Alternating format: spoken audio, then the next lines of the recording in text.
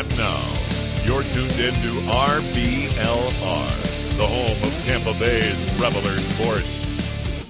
Hello, everyone out there in Tampa Bay and beyond. This is James Knowles coming at you for the RBLR Sports Podcast. I am here tonight to cover the Rowdies. That's what we do. Carlos, that's what we do every week. And you're here, Carlos.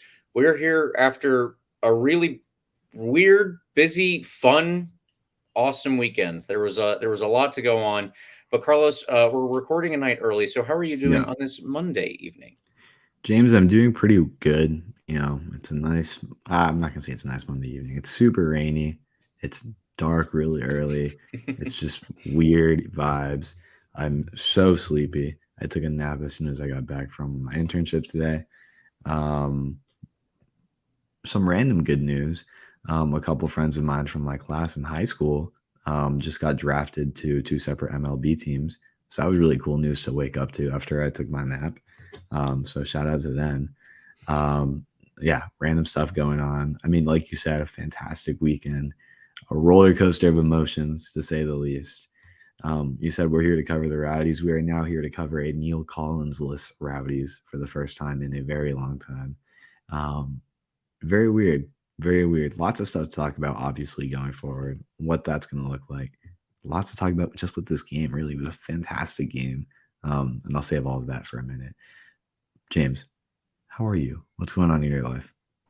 Yeah, you mentioned the rain. Now that I am living with my wife, we are in an area that gets significantly less rain than I did before. So I'm actually happy for it. I have some stupid avocado trees growing in the backyard. I'm hoping that they can soak this up. But Nice. on more relevant news, as you said, the Tampa Bay Rowdies did have a game this weekend, and it happened to be Neill Collins' last game in charge of the Tampa Bay Rowdies, unless he comes back in the future. But we're not banking on that right now.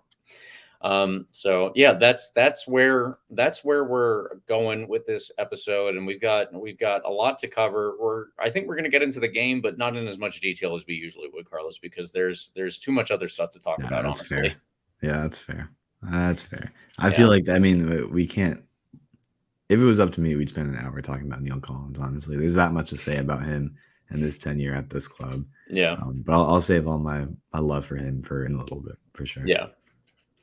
Well, let's get into it then. So on Saturday, the Rowdies sent Neill Collins off with 3 points and put them at the top of the Eastern Conference standings. I believe also, Carlos, level on top of the whole league, if I'm not mistaken, with a 3-0 win over Oakland Roots. And yeah, that's about the best that you can do when you're sending somebody off, in my eyes. Yeah. In our own standings, the guest spot now takes over with 15 points. Eureka and I have 14 points, and Carlos, you have 13 points. I dropped all of the points available because I thought that we might get a tie in this one. As it turns out, the fact that Neill Collins was leaving did not negatively impact the team. And, we got to get into that a little bit more, but it was emotion from start to finish, and it was only the good kind, luckily. Now, we do also have another game to preview here. That will be an away game to Birmingham Legion this Saturday. And before we get into anything, Carlos, we have one more thing to talk about.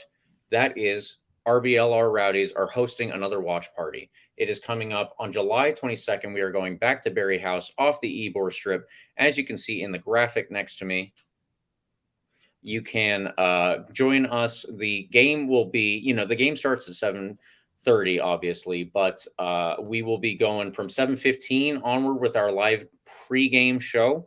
So please show up to that. Obviously, we enjoy hosting those. We will have a halftime swag giveaway. There will be beer pitcher specials at Berry House, which is award-winning beer, as we have mentioned multiple times at this point, and in the past when we hosted our first watch party too.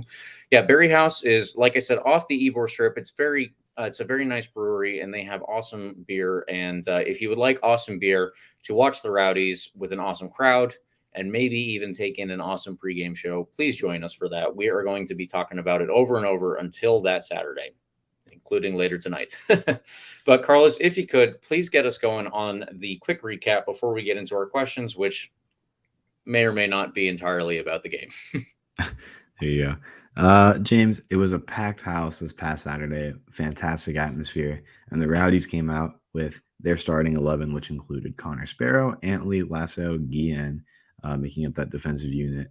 Dalgard, Dennis, kind of on the wings, Doherty, Ekra, and Armin making up a more central midfield there, with JJ Williams and Cal Jennings. First time in a little bit, if I recall, starting as a pair up top.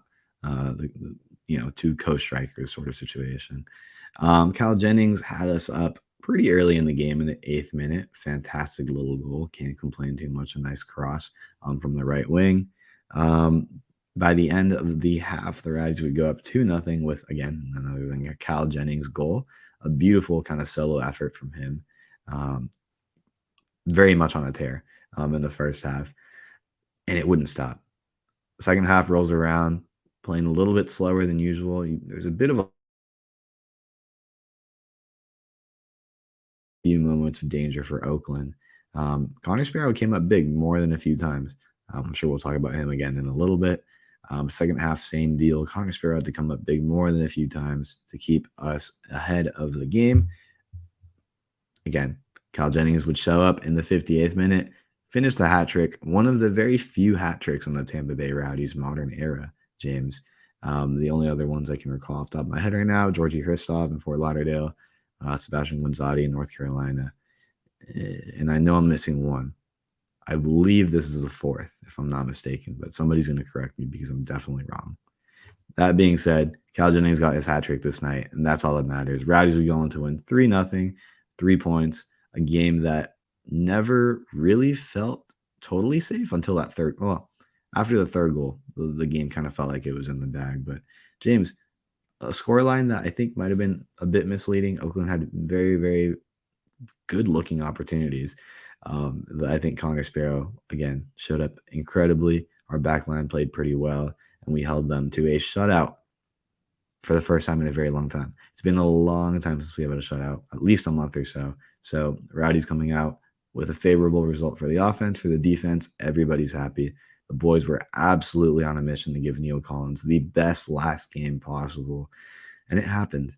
Nice 3-0 win for 3 points. And after the game, I mean, it was a beautiful scene, James. You were there. I was there. Everybody that was in the stadium was able to witness that. Neill Collins getting tossed up by the players, the fans holding up, a little piece of paper had Neill Collins' face on it.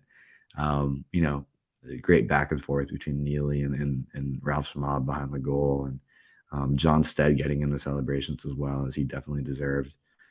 Just tons of great stuff.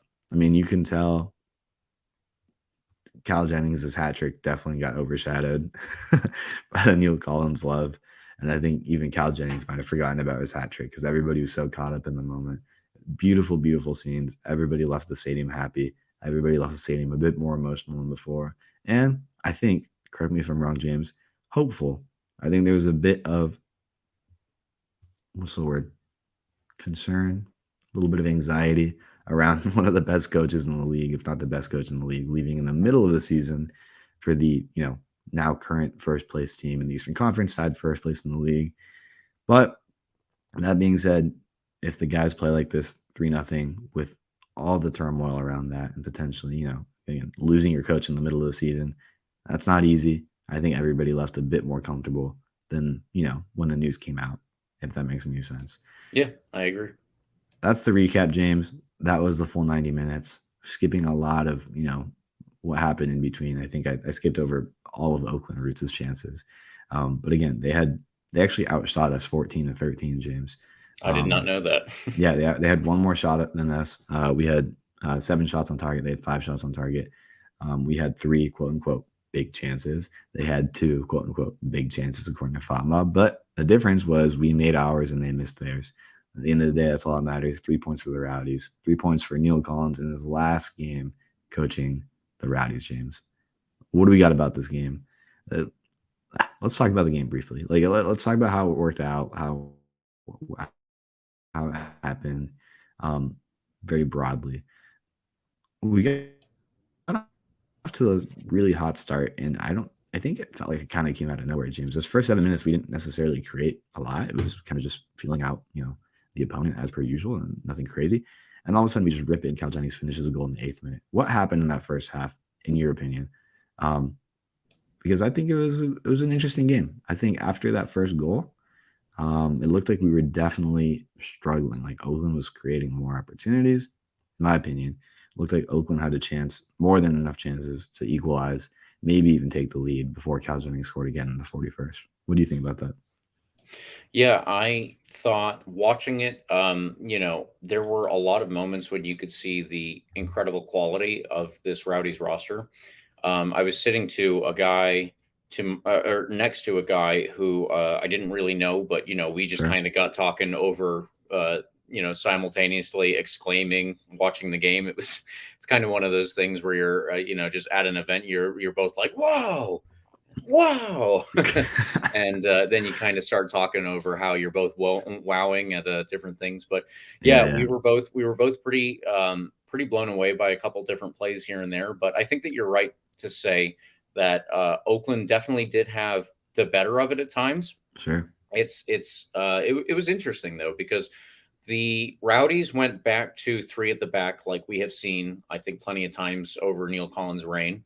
And then the two wing backs, of course, and two up top. So yeah, it was interesting to see that we went back to that, because obviously the past couple months at this point, we've been trying to go with four at the back, and I think that had to do with partly the players available to us, because Yeah, Ryan Spalding was very much able to get both up and down the wing as he needed to do to sort out where the ball was and where he needed to be. But of course, with him not being here, you might have to change things up a little bit. So we went back to our three at the back. And with those three at the back, I think that kind of changed up the way that we approached defending Oakland when we didn't have the ball. So up top again were JJ Williams and Cal Jennings, and we tried to yeah, press like we usually do. That is a common theme for the Rowdies, of course. But yeah, I think that if we were not able to, prevent everything, I think that comes down to the quality that Oakland displayed at kind of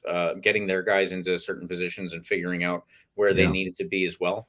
But it was always good enough pretty much on the last ditch effort, I guess, if you yeah, want yeah. to say that for the Rowdies, because there were several times that Oakland was about to have a great shot and somebody slid in with a late tackle or just got a Sure. foot in front of it. And it was like, again, the guy next to me and I were like, oh, wow, oh my God. Yeah, yeah, But yeah, he and I were just blown away by several of the instances where it was pretty much, I was like, okay, Oakland's about to score, and somehow it was saved. And yeah, if it wasn't one of those last ditch sliding tackles, I think more frequently than that, it was actually Connor Sparrow coming up very big in those moments.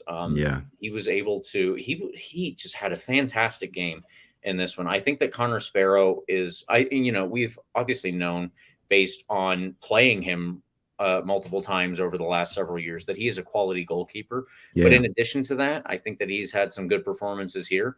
yeah, Last week, he was my man of the match. And, whether or not that's a spoiler for today, I don't know yet. But we have just seen him possibly turn another corner and hit another level here, yeah, because, yeah, he was playing. I think a lot of guys were out there playing like a man on a mission, considering the occasion. But Connor sure. Sparrow was definitely one of them. And yeah, he came up huge to keep the game, not just within reach or anything like that, but to hand us this huge victory, this huge moral victory. And I think that ultimately turned it over to where we could implement ourselves when we had the ball and try and go forward attacking the way that we would usually do that. And yeah, as you said, the goals that you can go through, they were just culminations of the way that we would, generally like to create or not set pieces, our chances, in the way Yeah. that we would like to create our chances. And Cal Jennings is another one who has possibly turned a corner here. Oh Like, yeah. he went. I will just, before we get to anything else, JJ Williams has been sitting on 7 goals in the last couple of games. And I think it was, yeah, so obviously it was 5 goals that Cal Jennings was sitting on previously. and in one game he became the leading scorer for the whole team. So I I didn't mean, even, I didn't even realize that. That didn't click yeah, until you just said that. Like, yeah, you take that I into knew that. consideration. He was actually third on the team because JJ Williams No. had 7. Charlie Dennis it is that has 6, and he had 5, like I said. So now he's up to 8, and he takes over as the in just for the Rowdies, the Yeah. Golden Boot leader here. Yep. I mean, That's it's crazy how yeah. well.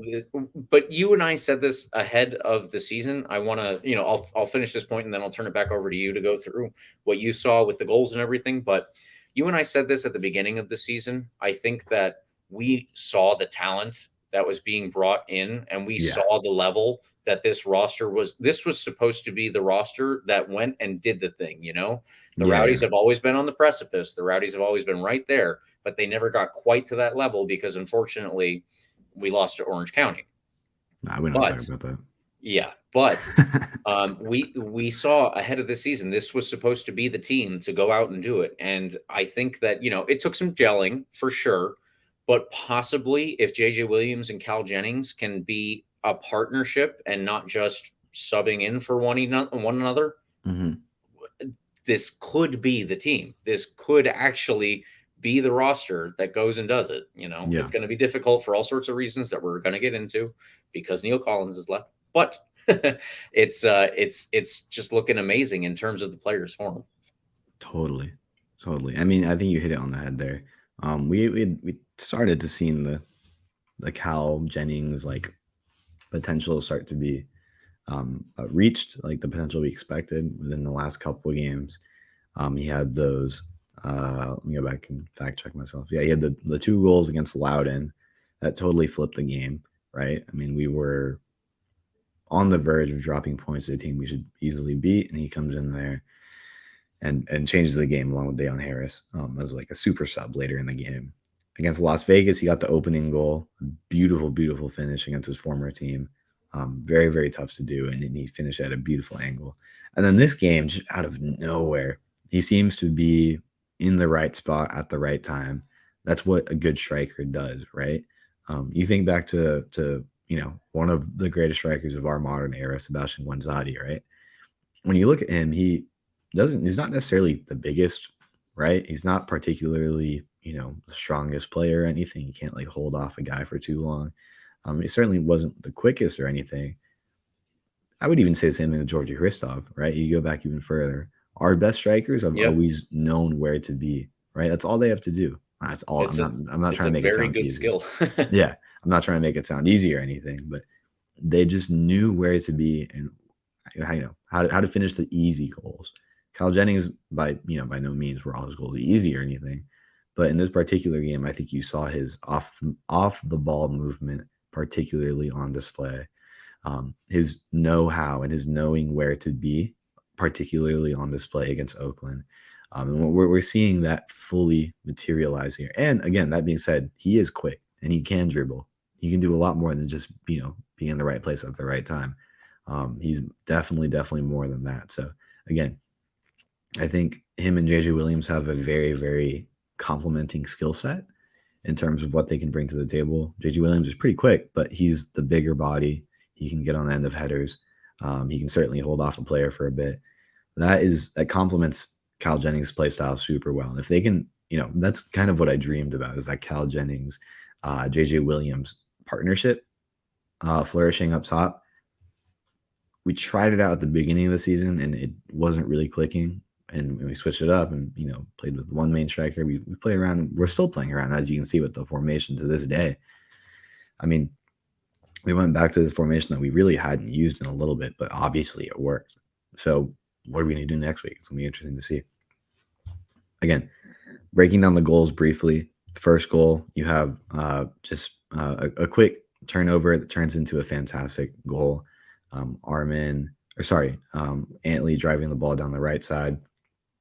Finds, I believe it was Dahlgaard. Dahlgaard drills in a beautiful pass. And again, Cal Jennings doesn't have to do too much except, get to the ball, which again, that oversimplifies it significantly. But he knows where to be, and he just gets the last touch on the ball. Beautifully, beautifully done by Cal Jennings. His second goal in the 40th minute after, kind of a mix of possession for Oakland and decent chances for Oakland. Some good saves from Connor Sparrow. Second goal, pulling up their film again here. It's like I'm in my film room over here. Got the other screen pulled up. Second goal was off of a Oakland turnover. Again, you might be noticing a theme. Not really like counterattacks per se, but it was a goal kick from Oakland's goalie. Forrest Lasso gets on the end of it. Then you got JJ Williams, again, holding off a player, turning around, finding Cal Jennings. And Cal Jennings, basically from the midfield point, drives the ball into the other team's box, takes on 3 defenders by himself, essentially, and finishes the ball at a really, really tight angle to the far post. Low shot. Just to say, a perfect Cal Jennings goal. That is what I associate with Cal Jennings. Correct. I've been focusing on his know-how and his his knowing where to be to finish the goals in the easy spots, the goals that you want your striker to finish. But again, I also mentioned his dribbling, his pace. He's got some speed on him, and he knows how to use it at the right times. And that, again, like you said, is kind of what we expected out of him when we watched his film for when he played for Vegas. I mean, again, no disrespect to Las Vegas. I don't want them really catching any strays here. But last year and this year, not a particularly great team by any means, right? Cal Jennings goes in there and scores, 13 goals, I think it was, for a Las Vegas team that had no support for him. He basically scored all those goals by himself, is what I'm trying to say. A lot of them were those solo runs again. Yeah. So seeing that here on the Rowdies is beautiful. And I think he's taking significant comfort in the fact that he doesn't have to make all his goals like that second goal of his against Oakland. In fact, his third goal was much like his first goal. It was a Dalgard assist. Oh my God, though, that pass was incredible. That sequence from Dalgard, he knows how to turn that on like in the most perfect opportunities. Again, it's not really something you expect out of Dalgard unless you know who he is as a player. You see him, and then all of a sudden he turns on this incredible pace and incredible dribbling to just be incredibly sneaky. And Cal Jennings, right in front of the Oakland goalie, taps the ball in. Not an easy finish by any means, but again, knows where to be, knows where to find the ball, and knows how to finish the quote-unquote easier chances. That's what you want out of your striker, to finish those easy chances, because, there's a lot of players that can't finish that. End of the day, Cal Jennings finishes the night with 3 goals. I kind of skipped into the second half there a bit. I know we were talking about the first half, but just going on and talking about the Cal Jennings performance. Broadly speaking, James, JJ Williams had a pretty good game too. He didn't really show up on. I don't think he didn't have an assist or anything. He did have an assist. Sorry. The second goal for Cal Jennings was technically an assist by JJ Williams. Very technical. Very technical. On the stat sheet, he finishes with an assist. He had a pretty good game, though. He did play a role in that goal. Held up a couple Oakland guys to free up Cal Jennings as he made his, his run through the middle part of the field there. He had a pretty good game. I'm really excited to see if this kind of duo holds into games going forward, because it would be really, really fun to watch if they can kind of both get going at the same time. Can you imagine that? JJ Williams had that really insane streak, kind of chilled out. Now Cal Jennings is having an insanely crazy streak, and he's chilling out. What happens if they both get going at the same time? I mean, it's like I don't watch the Marvel movies very much. What is it? The Infinity Stones, Thanos and the Infinity Stones, or whatever. Yeah, right. I don't know. I'm talking out of thin air. I don't watch any of the Marvel movies, but I know he gets them, and he's the most powerful being in the world or whatever, or in the universe.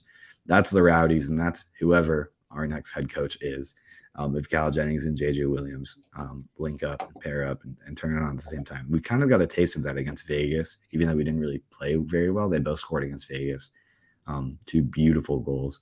Can you imagine if the whole team's playing well and Cal Jennings and JJ Williams are playing well? Oh my goodness. We can put in I could go in there and coach, and I'm not going to take away from how difficult coaching is in professional soccer, but I'm telling you, I could go in there and coach, put JJ Williams and Cal Jennings to start up top together, and if they get going at the same time, good Lord, it should be a championship team, right? Barring injuries and whatnot. And a really bad coach, I guess. We'll see what happens. That's basically the whole game in a huge wrapped up, in a nutshell, right? I'm skipping over a lot. Charlie Dennis had a decent game. Doherty had a pretty good game. He made a few big defensive stops in that kind of defensive role. Gia and Lasso, Antley, again, all had pretty good games at the back line. Seemed to show up at the last second more than a few times. So I don't know. Maybe doing it in a bit more dramatic fashion for Neill Collins' last game. I don't know. Whatever. They had a good game. I love watching good defense. That's where I played my whole life. Antley, fantastic. I mean, he was getting torn up for a bit on that right side, if you recall, James. I'm forgetting the name of the Oakland player, but there was a couple players that were just giving him serious trouble. But every time, like you said, he seemed to show up at the last second. So I think that's a testament to his hustle and to his quality to be able to get back, even when he knows he's been beaten, and make a couple stops. Great game from Antley at the end of the day. Great recoveries from him. Lovely, lovely stuff.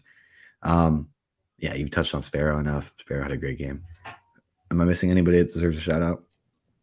I mean, I don't think you're missing anybody. What I would say is at this point, because obviously we have a big section coming up here, Do we? we should probably just do our man of the match and then get into it. So if you want to highlight who your man of the match is, I think everybody might have a little bit of a hint based on what we've been talking about. Yeah. I know we never take the same guy's man of the match, so I'm going to be the common man here and take none other than Cal Jennings, hat trick hero himself, 9.6 rating on FOBMob. Yeah, I essentially broke down what I wanted to say in this little tidbit here. Turning it on at the right moment. I mean, again, we're going to need his kind of quality going forward, especially with this kind of gray area without a coach, and bringing in an interim head coach who has been assistant coach his whole time with the Rowdies. So congrats to Stuart Dobson as well, though. It's going to be great for him to kind of step into those boots. Kyle Jennings, performances like this will make his job a lot easier. So for the sake of him and the entire Rowdies fan base and the entire organization, more performances like this would be very much welcome. In short, fantastic game from him. Fantastic know-how, fantastic dribbling. Everything that we liked and wanted to see out of Kyle Jennings going into the season, we saw.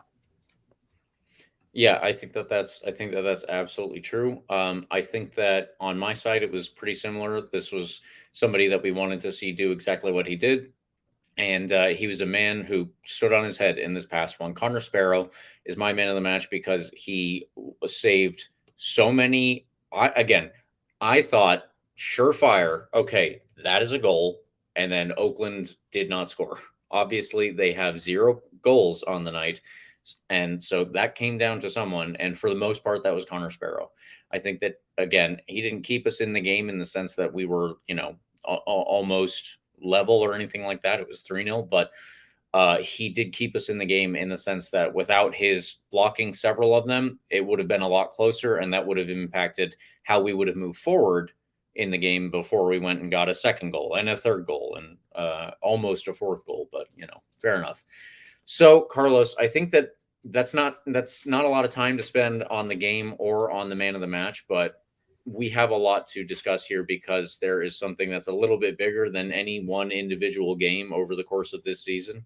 Yeah. And the man who has been with the Rowdies for 7 seasons, who has now been in charge for 5 seasons, he has unfortunately for us, but very fortunately for him and for his new club left. Mm-hmm. Neill Collins is now on the way. I think that he's probably over in England already. Yeah, I saw a report that he actually this morning, Monday, morning here on the East Coast, sat down and met his club for the first time, the players on the roster and everything. So he's over there. Him and John Sett are fully underway over there at Barnsley.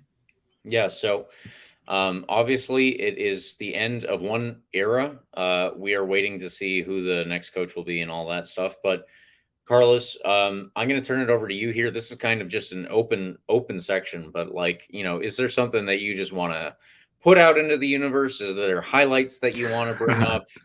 Anything, and then I'll work off of where you take it. Man, I could go on about Neill Collins for so long. I feel like we've done a few of these, right? Where important figure leaves the club. And a few, I think in my case, I think I only recall doing a little segment on Wenzati when he left to Yeah. Indianapolis, and we Right. mentioned him again, legend of the club. We use that word a lot. I think Neill Collins as a figure for this club goes beyond the word legend, right? It's like I can't really put my finger on what he meant to this club in his 7 years here. Good God, it's been a long time. Came in as a player, fantastic center back, always had intense passion about him. But it wasn't in his role as a player that his, impact on the entire culture of a team. And I would say even like the attitude around the sport soccer in Tampa, right? In Tampa Bay, um, changed because I mean, again, I very clearly recall that night that we lost to Jacksonville Armada, who at the time was in the NPSL, the fourth division. If you're not a sicko for U.S. soccer like me and James, um, first round, or sorry, our first round of the U.S. Open Cup, if I'm not mistaken. Anyway, it was the U.S. Open Cup. We're having a bad stretch of games that 2018 season. We're not playing particularly well. Stuart Campbell is kind of struggling to get us some results at the head coach position. And it all kind of culminates that rainy night in literally like, it wasn't even a stadium, James. I don't know if you remember that game. We were playing in like a literal park. Like they were actually just like not even high school bleachers. It was like community like bleachers That's in a that's park in that's coming Jacksonville. back a little bit. Yeah. Yeah, rainy night. A couple of Rowdies fans made the trip for whatever reason, like absolute sickos, just insane. A game that should be pretty easily in the bag. We're playing against a semi-pro team in the fourth division, um, and it doesn't. It doesn't go the way we expect it at all. We end up losing. We never really got into the game. It was a game that we didn't play well at all. It wasn't really an opportunity we didn't create too many opportunities. It was just a mess. It was a mess. And it was really the culmination of, up to that point, a full like half season or so of uh, a culture of kind of, I don't want to say like accepting losses, but it's more expected, right? We weren't playing well. If we go on the road, it was almost a guaranteed L in that season. There was no winning on the road. Um, and unfortunately, that carried over to the Open Cup and into a loss against a fourth division team. And I've read more than a few articles on that night when Neill Collins gets back on the bus and gets a call from none other than Bill Edwards himself, I think the same night. And by the next day, he's the head coach of a team. That experience must be so surreal. And I think about that a lot. How literally from one night to the next, Neill Collins became head coach of the entire team. The guys that he was peers with, the guys that were his teammates. He has to go from being their friends, being their teammates to being the leader, the head coach. It's got to be a really, really weird sensation. And honestly, he did a pretty good job, James. And I think I can sum it up by saying a pretty good job. That 2018 season was tough to salvage. I don't believe we made the playoffs. But after that season, after he got a full season, a full preseason under him, um, got the players he wanted, the adjustments he needed to make. We haven't missed the playoffs since. Right. We've won 2 Eastern Conference titles. I mean, he's been the coach of the year one time. There's so much that you can say about his accomplishments on the field, and the situation in which it happened as well is just I could talk about that forever. Like what that must have felt like going from player to head coach after such a terrible loss, like one of the worst loss in the modern era for the Rowdies. You've Like, got to think like when he came to Tampa Bay and that game happened, he was like, yeah, "Is this what I signed up for?" kind of thing. exactly. Exactly. I mean, it's incredible. And again, as a player, he was fun to watch. He was a center back, and I think center backs are significantly underappreciated in terms of like whether they're quote unquote exciting to watch play. Retweet Um, that. yeah, that was my position growing up, and then playing into high school and everything. And I always looked up to this guy. He was like kind of what I always wanted to be in terms of being a center back. He was everything I wanted to be if I was much taller. And I never got to his height, unfortunately. So Yeah, but that is one thing that he has over yeah, a good yeah. number of his peers. Exactly. But again, I mean, he was everything I wanted to be in a center back. Always looked up to him. And when my 16th birthday rolled around, I think it was that 2017 season, or 20. It might have been the season he took over, actually. I shared this on Twitter. I shot him a DM on Twitter. Just like, whatever. Let's see what happens, right? I wanted his jersey, and I was like, "Hey, Neil, like, my name's Carlos. My birthday. Like, what are the odds I can get your jersey after the game or something like that?" And he was like, "Hey, like, I can't get you my jersey, but I left something for you in the team store, which was like right by the entrance when that was still open."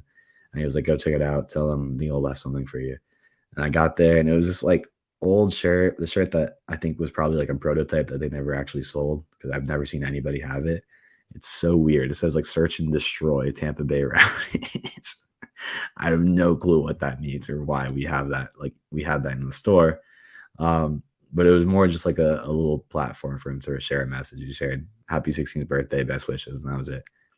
Those little details stick with fans so much, and obviously it's stuck with me since way back then. It's just such a clear moment that I think summarizes what he's all about. Again, we can talk about his on the field accomplishments with this club as manager for so long, and the impact he's had on the play style. But I think more than anything, the impact he's had on the culture around the club, the winning culture, the culture of expecting to come out with results on the road or at home against the best team in the league, against the worst team in the league, against MLS teams. That was something he struggled with, but like, we're so much closer than we were before him in terms of being able to compete in the Open Cup. Um, yeah, I mean, he changed everything for the better, and I think the one that'll always stick with me is he changed the he what's the word? He took the relationship with fans to the next level, I would say, in terms of remembering people's names, in terms of taking time like he did this past Saturday to sign every autograph he could, made sure everybody left happy, take every picture he could. He didn't leave until everybody left. Like, every signature or picture that wanted to be taken along that railing, he got. And that wasn't unique to this just being his last night. He would always stick around. Um, you know, preseason games, regular season games, he was around. He was around. Even when we had those, USF preseason games at Corbett, USF's campus, more than a few times he stuck around and did me the honor of having a chat with him about how the team's looking, and like just a guy that really, really cares about the fans, and in a way that few people will ever be able to do. Like, that's a gift more than anything. It's not just a desire to connect with fans. It's a gift to be able to do it like that. Remember people's names and everything. He's a special guy, James. Really, very special guy. Um, Last thing I'll say, even when I was struggling to come up with a project for my journalism class freshman year, I was looking for something to write about. I don't even remember what I ended up writing about. I just knew I had to talk to somebody, and all of a sudden I realized Neill Collins loves to talk to people. I was like, let me just talk to Neil. Like, well, let me reach out and see if he's available. Gave me his number, and we chatted for like a half hour about that's what it was, about playing a professional soccer game without fans during COVID, what that's like. Hmm. Kind of the difference between the energy levels and everything when there is fans versus when there's not fans. Like, he doesn't have to do that. It's a school project. It's not even getting published anywhere. I'm not like writing for a paper or anything. Wasn't with the podcast. Wasn't even for my university paper. It was literally just a project for my journalism class. And he said, "Yeah, let's chat." That's Neil, right? Yeah. The results are there, but more than anything, he's a people person, a fan first person.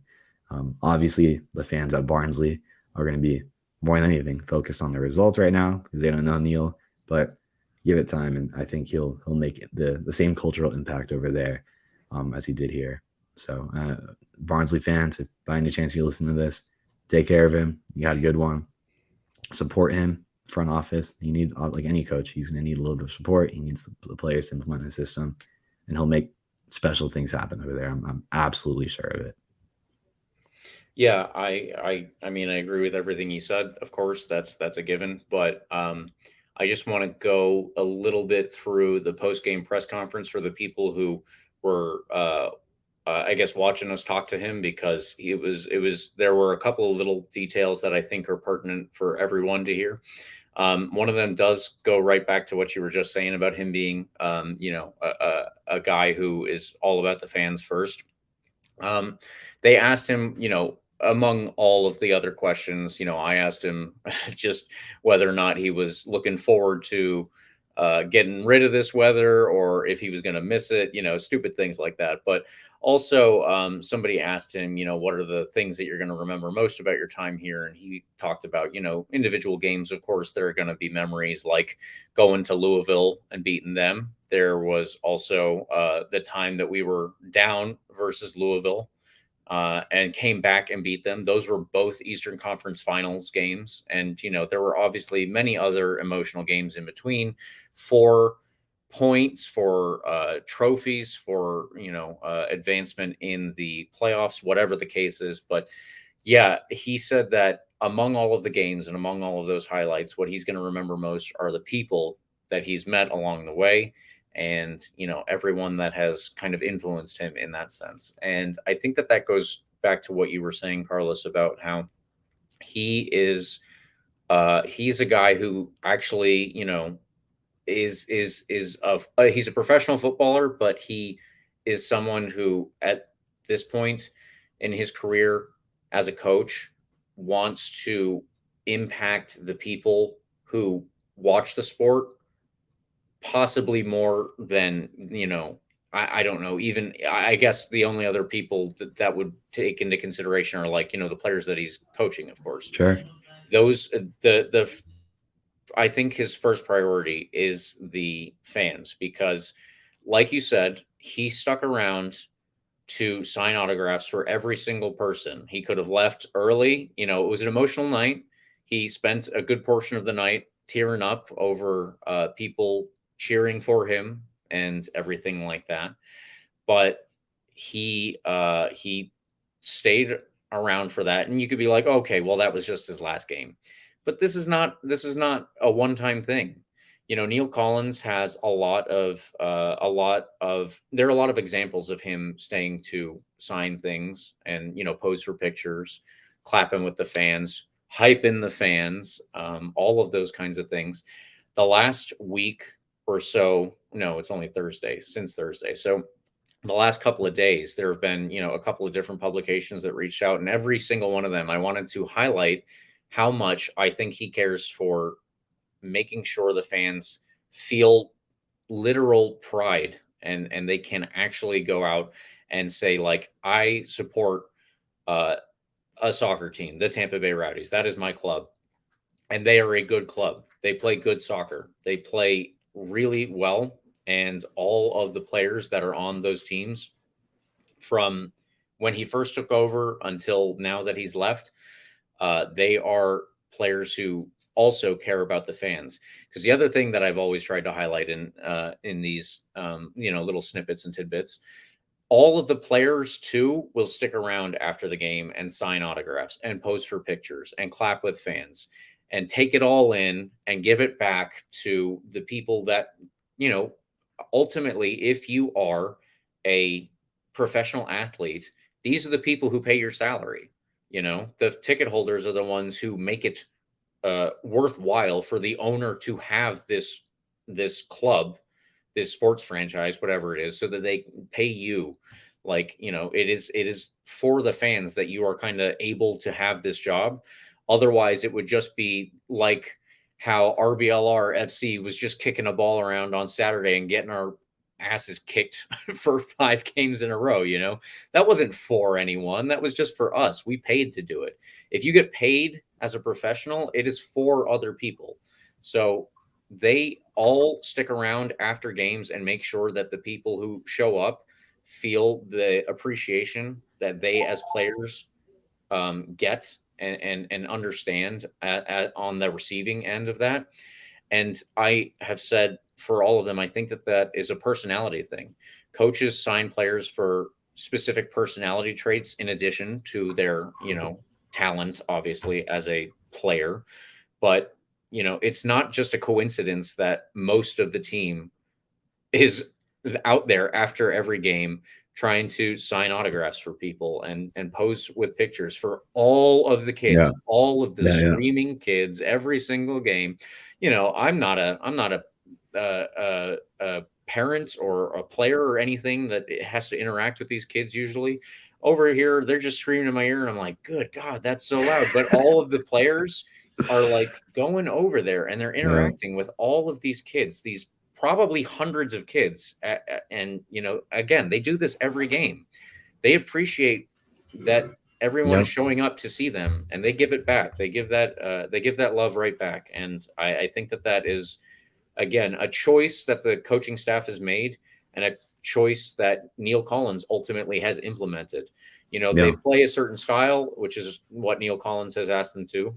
They play certain ways for individual games, of course, like Yeah. that, and like he asked them to. But he's also, I'm sure, signing players to come in and be a certain type of guy, a certain type of man when you are interacting with fans. And I think that that's honestly one of the biggest impacts that Neill Collins has had. Yeah. That's just the Neil Collins culture summed up right there. I think you summed it up well. That's the culture he instilled. Um, I wouldn't even say. I mean, obviously, I think, like you said, I totally agree that you sign players with good attitudes as well, right? But I'm sure there's a lot of those players that came in. It's like, oh my god, like look at all these kids, like stick around and whatever. None of them have to do that, but almost every game, like most of them do. And I'm sure that's the Neil Collins effect kind of rubbing off on them.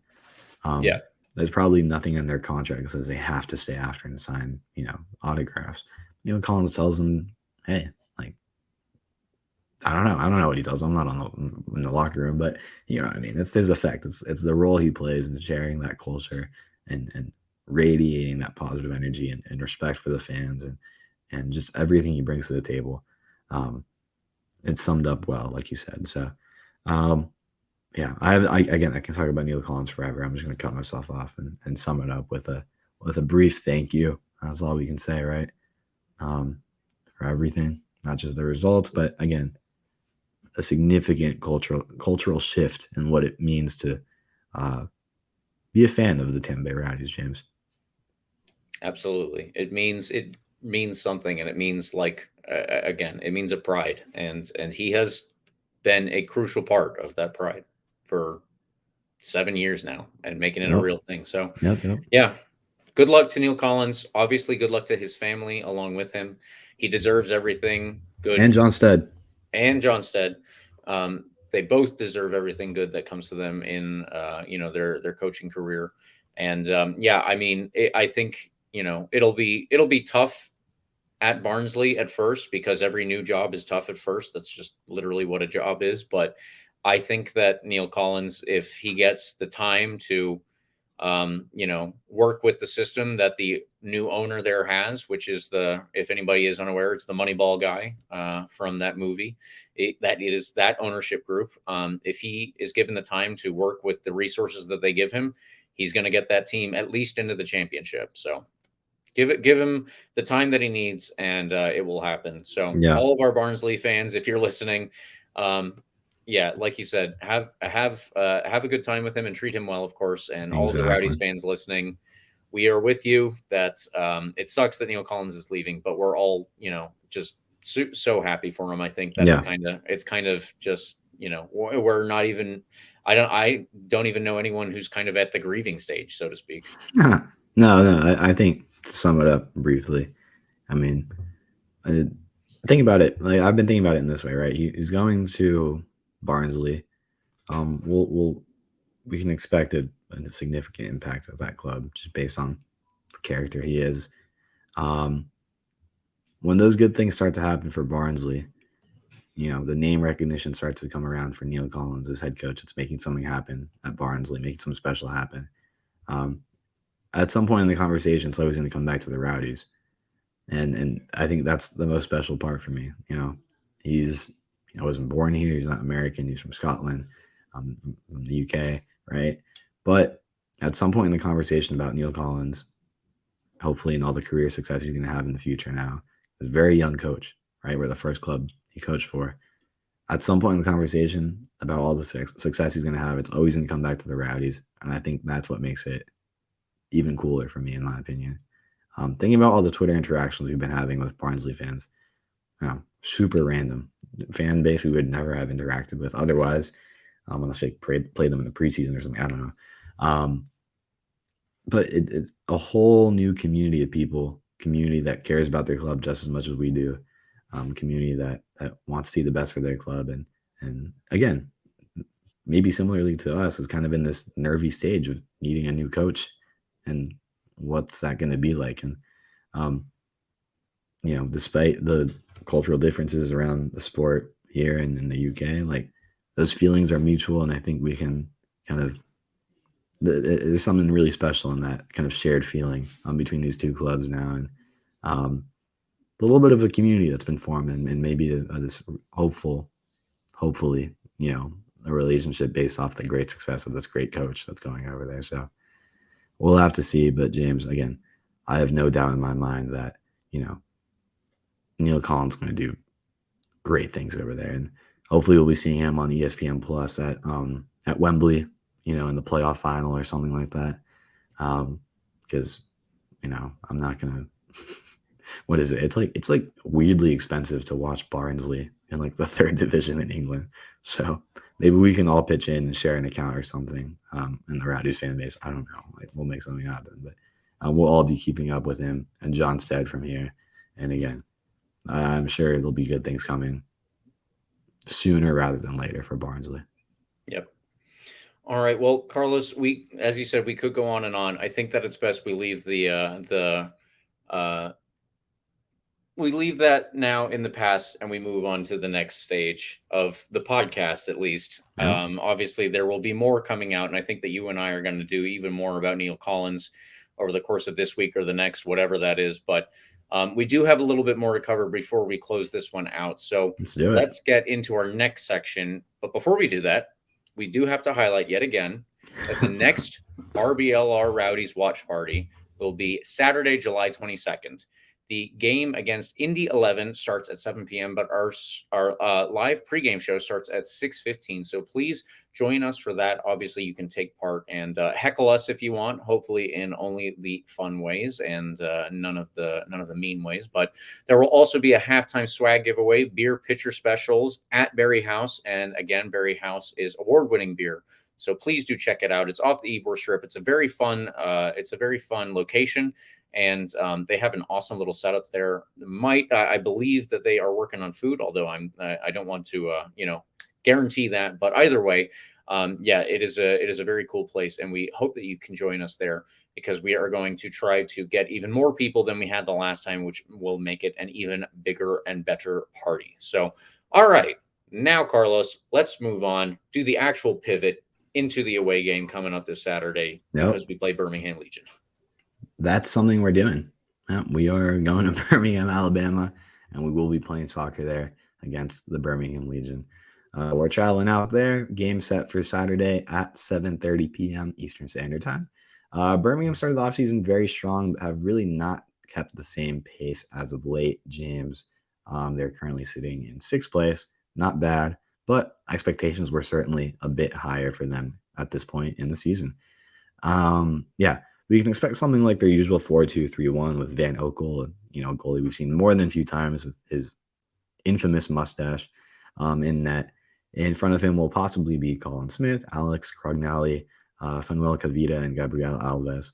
Smith may have returned to FC Dallas by now, though. It's not something I think I've seen. But, who knows? We'll see Saturday, I guess. In front of them will likely be Mikey Lopez and Anderson Asiedu. Asiedu, a fantastic player in his own right, with Tyler Pashner, Enzo Martinez. Oh my God, I hate Enzo Martinez. And Proper Kasim Hire. Juan Agadella should start up top, but there are others as well who might start. We could see guys like Neko Brett, fantastic player, get the start, and Diba and Wegbo as well. James, I mentioned a lot of names just there, right? Just then. A lot of good players on this team. We're going to have to keep an eye out for a few of them. Absolutely. A few star guys in particular. They just drew away, though, to Las Vegas, almost like us, and they lost away to San Antonio. Losing away to San Antonio, not a bad result. San Antonio, fantastic team. Nothing crazy there to talk about. I think just a better team in San Antonio.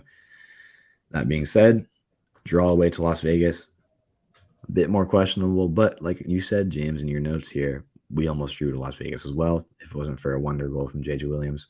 Not necessarily, I think, indicative of the quality of this team by any means.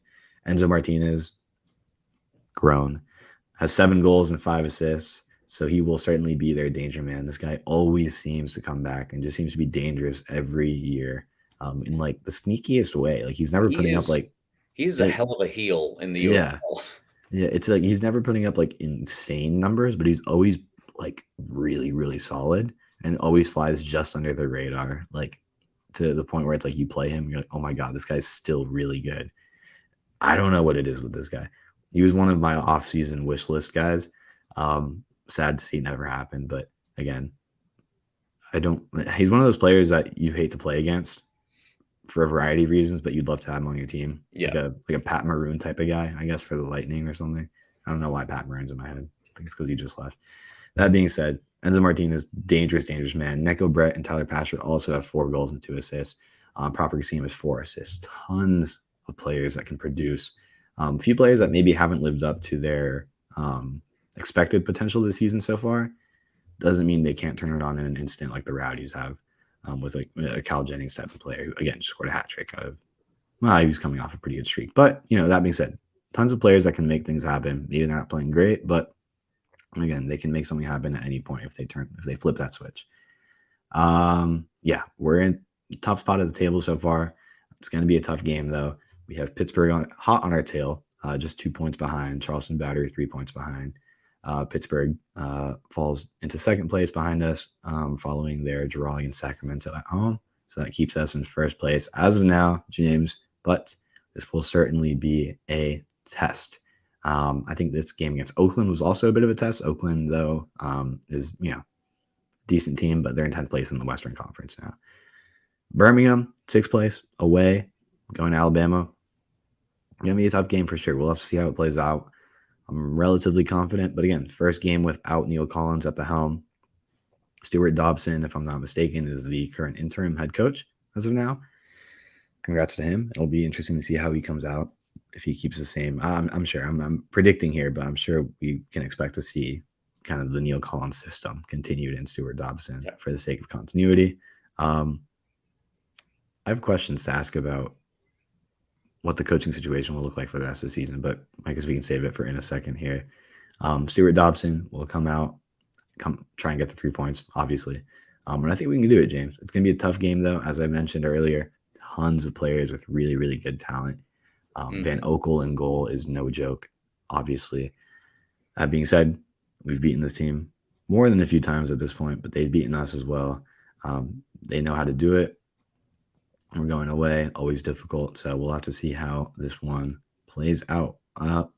Note, a lot of these guys in Birmingham have been there like their entire time in USL. It hasn't been super long, but they have very, very good continuity in this, at this level of soccer in the US that you don't see with a lot of teams, except like the Rowdies and maybe Louisville and like the bigger teams, right? Birmingham sneakily holding on to a lot of their good players from past seasons. And again, I think that's why some people expected them to be a lot better than they are at this point already. But again, tons of talent. We'll have to see how it plays out. We'll have to be very, very careful with their star players. Martinez, obviously Brett, we've seen more than a few times. And Prosper Kasim, fantastic player. And again, Tyler Pasher has a few goals already. Yeah.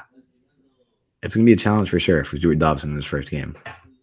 Lots of guys to keep an eye on. James, I'm kind of rambling at this point. You have an article coming out that'll break down the tactical stuff a bit more in depth later on this week. So everybody keep an eye out for that. How do you think this game's going to go, James? I'm confident, but I'm always confident. I'm like the optimist on this podcast. I want us to hold that first place spot, but again, we're halfway through the season. The first place is going to shift more than a few times, I'm sure. What do you think is going to happen in these 90 minutes away at Birmingham? Yeah, I would actually generally be confident too. in terms of how the game should go without any outside distractions. And I honestly, from this game against Oakland, I think that the outside distractions, quote unquote, as they should be, which is the coaching change and Yeah. the fact that Neill Collins and John Stead are both out the door now. I Yeah. think that that honestly should impact the team more than it did. Like, you can have a good send off game, but I don't think that that was just a good send off game. I think that the team is just in incredible form right now. And uh, in terms of how they are, I am of the opinion that the Rowdies are absolutely like this is the best time for the Rowdies to go away from home and play Birmingham Legion this year. I was thinking of Birmingham City, the club in England, but We're gonna face the uh, Peaky Blinders. yeah, exactly. No, I think that this is the best time for the Rowdies to go away and play them in Alabama because Birmingham, as good as they should be, are not at that level at the moment. They No. probably will be. Um, the Rowdies are on the absolute top, all cylinders, fire form that they can be. Yeah. They had two lesser performances we said against reserve teams, probably a mentality thing.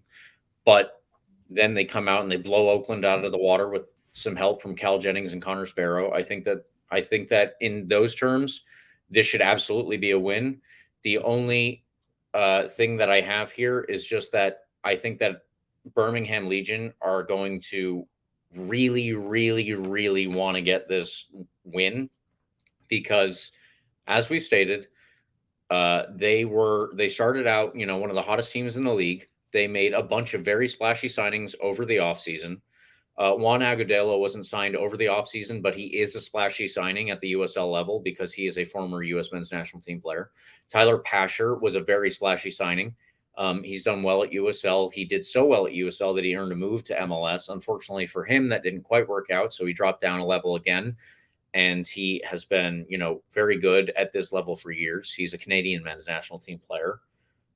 Also, he earned his first Canadian caps last year with Houston because he was playing well at the beginning of the MLS season for Houston. And then that's when he dropped back down to Birmingham. So this is all like stuff to consider when you're talking about the level of players that they have. I think that considering where the Rowdies are, they again, just like we've said for several seasons in a row now, the Rowdies are the top team. They have the target on their back. They are going to be the team that everybody wants to go and beat. And Birmingham are going to come out here and they're going to think that, the staff is going to impact the team. I don't think it's going to do that, in all honesty. But Birmingham is going to go out there and they're going to want this more than any game this season. So with all of that being said, I still don't think that's enough to get it for them. I'm going to say a 2-2 draw. That's valid. That's valid. I think it's a very reasonable result. James, I don't care though. I'm going to pick a win. We're going to win 2-1. Cal Jennings is going to keep up his hot streak. I think it's time for one of the midfielders to that haven't really ended up on the score sheet too often because it's not really their role. It's time for like a Jordan Doherty rocket from outside the 18 or something like that. I can see that happening. Why? I don't know. I don't have like a tactical reason for it. But I mean, why not? He's had a couple shots that have kind of come close. Yeah. I think it's time for a Jordan Doherty goal or maybe a Jan Ecker goal. Jan Ecker had a decent look this past weekend and unfortunately just couldn't get enough power on it and kind of shot it right at the goalie. That being said, Kyle Jennings is in such incredible form right now. I don't see how I can count this team out. You know what I mean? Even with the coaching stuff, again, like I said, if I'm Stuart Dobson, I'm just rolling out the same lineup again. Really, like, there's not much to change. All you have to do as an interim head coach at this point is say, all right, boys, past in the past, we still got a championship to win. Neill Collins moved on, but here we are. We got a tough game ahead of us, and we just have to go out there and play like we did this past weekend. The message is simple, I think. Go out and play your game. In practice, it always ends up being a bit harder than in theory. But we have the players for it. We're in the form for it, right? Obviously, what's our streak at right now, James? Unbeaten streak. Ooh, I should have that from the last one. All right. Continue, and I'll see if I can grab that. While you pull that up, 11, is that right? 11 games unbeaten. Yeah, I mean, I don't see at some point that has to be broken. I mean, I'd like it for it not to. Maybe it doesn't. We just never lose a game ever again. But at some point that will be broken. I don't think it's going to be this weekend. A sneak peek at my preview for the next game. I think it could be an Indy. But I don't think it's going to happen this weekend. I think we come out with a win and extend that streak to 12 games. Yeah, I feel pretty confident. I think there's, despite all like the, outside factors or whatever, the team's in too good of form. And I think we're a mature enough team to not let anything like that really affect us. Yeah. And again, Stuart Dobson is somebody that the players love. It's not like it's just this random guy walking in and being like, hey guys, like, let's go play some soccer. I don't know. Like, this is a guy that's been there through 3 head coaches, if I'm not mistaken. Been around for a while. He is part of the Rowdies fabric, and he's going to go out there and keep that winning culture going. So I'm confident. 2-1 win. I'm only saying that because we haven't had a lot of shutouts this year. But I think we'll let up a goal at some point. I hope it's not Enzo Martinez. God, he's so annoying when he scores. Whatever. Let's go ahead and get the 2-1 win. I'm confident about it. And that's, Kyle Jennings and Jordan Doherty got on the score sheet. All right. Well, you were right. It is 11 games unbeaten. Our producer Eureka made sure to include that. And our producer Eureka has predicted a draw as well, a 1-1 draw.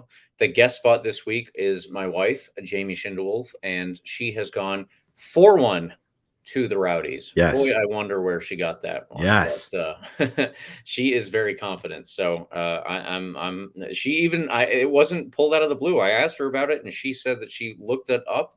She looked up their recent results and all this. So I'm gonna trust her on that one.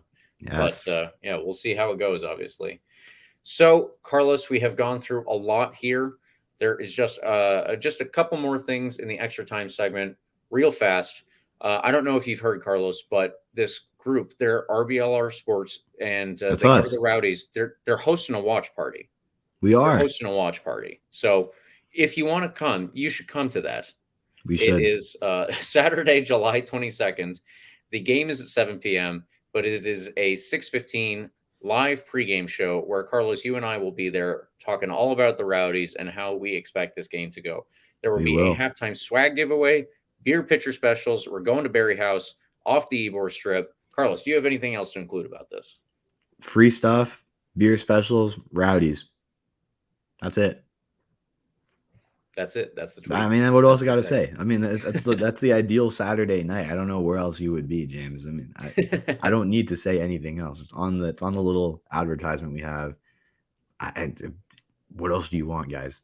It's the perfect Saturday night. Come hang out with us and then enjoy Ybor after. I mean, you're already in the perfect spot for a nice Saturday night. There you go. All right. And moving back to the rest of our extra time here. There's obviously a lot of Neill Collins stuff out there. Like I said, I think you and I will get back to this subject more than once over the course of the season, probably more than once over the course of this week.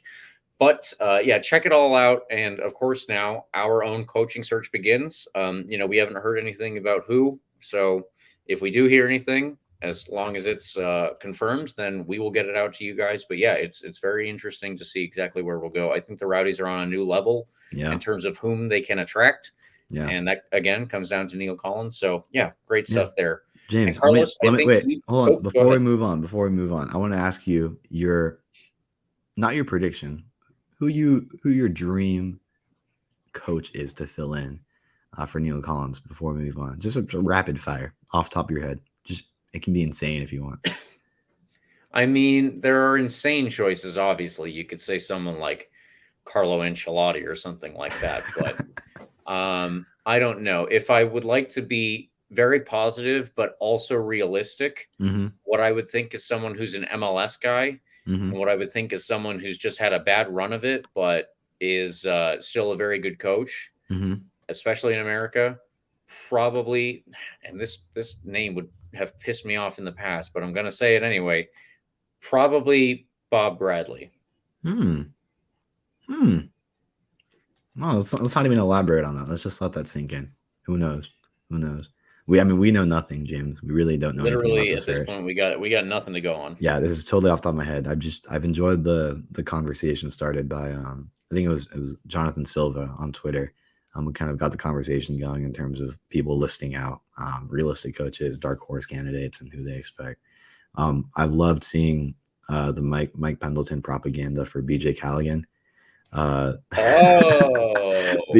I have current missed this thread, and that is a hell of a shout. Yeah, can you imagine that? Can you imagine that? I mean, hey, he's had a good run. He's never really, I think that's his first real like head coaching experience. Can you imagine? Yeah. Maybe he likes it. He wants a taste for making a career out of this, and who knows? I The like that. Rowdies are in a perfect position to do so. So hey, BJ, I don't know. I don't even know. I don't know anything about him. I'm not even gonna say like it'd be a great signing or anything. I just think it'd be kind of funny. Other name that would make a little bit of sense, James, is John Hackworth. We've heard him come up a few times as potential candidates, just because he's pretty good ties to the Tampa area. He was born in Dunedin. I think he was a coach for USF soccer for a little bit as well. So he's around. He's been around. I think if I'm not mistaken, he's at St. Louis City in like a. Let me pull up his Wikipedia. I don't know. Oh, I didn't know that. Wikipedia says he's the interim head coach of their MLS Next Pro side right now. I don't know. So interim, temporary. Who knows? Who knows? Again, I don't know too much about him. I just know he's from the area. His name's come up a few times. Again, I don't even know if it'd be a great signing or not. But hey, figured we could start the conversation at least very briefly about who we might see filling those shoes next this season, next season. I don't know. We know nothing. Yeah, one of the more fun aspects of being a fan of a sports team is just literally speculating wildly. That's one of our podcasts that we did in the off season was speculating wildly. Yeah. So I'm gonna go find this thread on Twitter. I'm gonna get myself involved in that because that sounds awesome. Yeah. Last thing I have here, James, on extra time notes. Speaking of BJ Callaghan, the US beat Canada again. I mean, if anybody was insane enough to watch that entire game yesterday, holy crap. It was 80 minutes of the worst soccer you've ever seen in your life. And then the last 10 minutes and the overtime segment just being insane. It was literal just back and forth and penalties and missed calls and last second goals and an own goal to equalize for it was just wild stuff. Again, I've been on the Gold Cup propaganda machine for a little bit. If you're not watching, that was a good time to start watching. Semifinals are rolling around. USA, Panama on Wednesday. I don't know when Mexico and Jamaica play, but that's going to be a fantastic game. Also Wednesday. It's Wednesday night as well. Beautiful. It's going to be a great Wednesday night of soccer. My not so hot prediction is I think we could very much see for the first time in a while, a final without the U.S. or Mexico. I think Jamaica. I will just say, as an American fan, I'd be totally down to see Jamaica win this whole thing. Totally. I mean, they deserve it, and they've been on the cusp for a while, and they definitely deserve it. One of the countries that's been really close. I think a Jamaica Panama final is totally on the table. Like, and not even just in a way where it's like, oh, we could see an upset happen. No, I think Jamaica is better than Mexico, and Mexico is straight up embarrassing right now. Yeah, Jamaica is better than Mexico. If the U.S. plays like we did against Canada, Panama will win. I will put that out there. We could see a very interesting final on our hands. So Gold Cup, sickos mode, full effect right now. Go tune in on Wednesday night. It's going to be a good time. Yeah, maybe don't get too emotionally attached to this U.S. national team is all I'll say. Not this version anyway. Yeah. All right. Well, everyone, we have gone super long today. I think you can understand why. There is a lot to talk about, of course. I mean, there is every week, but in particular this week. So we will leave it there. Please follow RBLR Sports on Instagram, Twitter, Facebook, everything at RBLR Sports. I'm not sure if we're on Threads. I'm sure Eureka will be letting us know if that's true. Oh, we are on Threads. There we go. Eureka has told me. So if you want us on Threads, we're there too.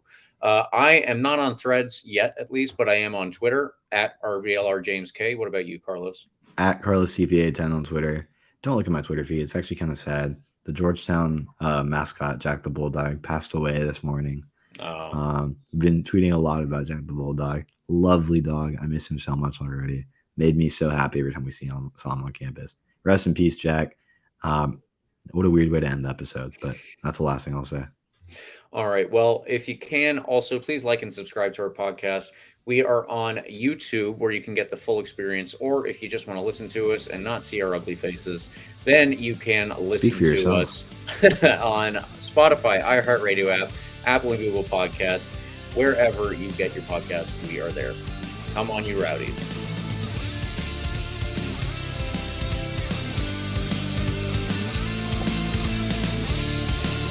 Thank you for tuning into this presentation by RBLR Sports. On your way out of the stadium, please remember to like and subscribe.